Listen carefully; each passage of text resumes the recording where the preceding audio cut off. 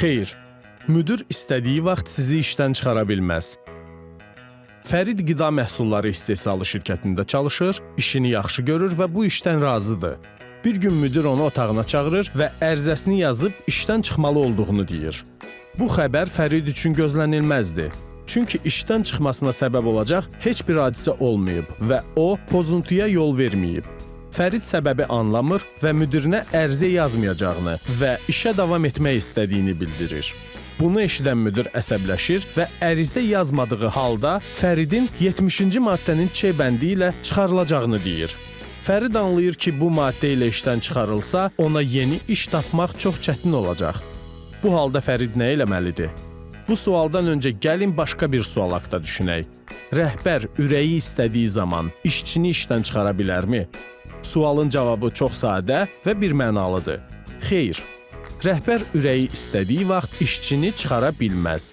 Bu, yalnız Əmək Məcəlləsinin 70-ci maddəsində qeyd olunan hallarda baş verdiyi zaman mümkün olar. Həmin hallar hansılardır? Müəssisə ləğv edildikdə, işçilərin sayı və ya ştatları ixtisar edildikdə, işçinin peşəkarlıq səviyyəsi, ixtisasi göstəriciləri yetərli olmadığına dair səlahiyyətli orqan tərəfindən qərar qəbul edildikdə, işçi özünün əmək funksiyasını, əmək müqaviləsi üzrə öhdəliklərini yerinə yetirmədikdə və ya 72-ci maddədə qeyd olunan əmək vəzifələrini kobud şəkildə pozduqda, işçi sınaq müddəti ərzində özünü doğrultmadıqda, dövlət büdcəsindən maliyyələşən müəssisələrdə işçi pensiya yaşına çatdıqda, bunların heç biri olmadığı halda işçini işdən çıxarmaq qanunsuz addımdır. Bəs Fərid bu vəziyyətdə öz hüquqlarını necə qoruya bilər?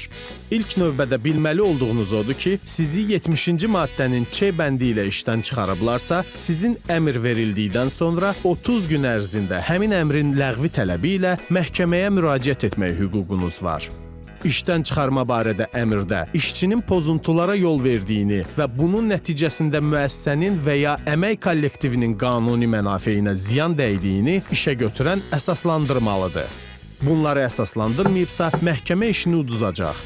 Nəticədə işçi əvvəlki işinə bərpa olunmalı və buraxdığı bütün iş günlərinin əmək haqqını almalıdır.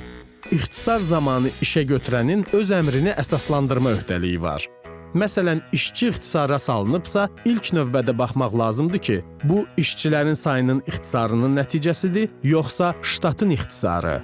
İşçilərin sayı ilə əlaqəlidirsə, o zaman əmrdə ixtisarın səbəbləri və işçinin işdən çıxarılmamasının müəssisəyə nə kimi ziyan vuracağı əsaslandırılmalıdır. Bununla bərabər, ixtisar zamanı işə götürən peşəkarlıq və ixtisas göstəricilərinə görə işçilər arasında müqayisə aparmalı və göstəriciləri daha aşağı olan işçiləri işdən çıxarmalıdır. Əgər işçi ştatın ixtisarı ilə çıxarılıbsa, əmrdə ştatın ixtisarına vadar edən səbəblər ətraflı izah edilməlidir və həmin ştatda, yəni vəzifədə işləyən bütün işçilər işdən çıxarılmalıdır. Əgər işə götürən sadalanan tələblərin birinə və ya bir neçəsinə əməl eləməyibsə, məhkəmə əmrin ləğv edilməsi barədə qərar qəbul edəcək.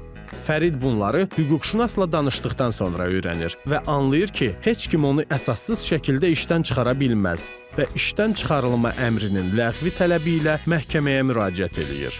Bu cür hallar baş verdiyi halda məhkəməyə müraciət etmək sizin hüququnuzdur. Hüququnuzdan istifadə edin.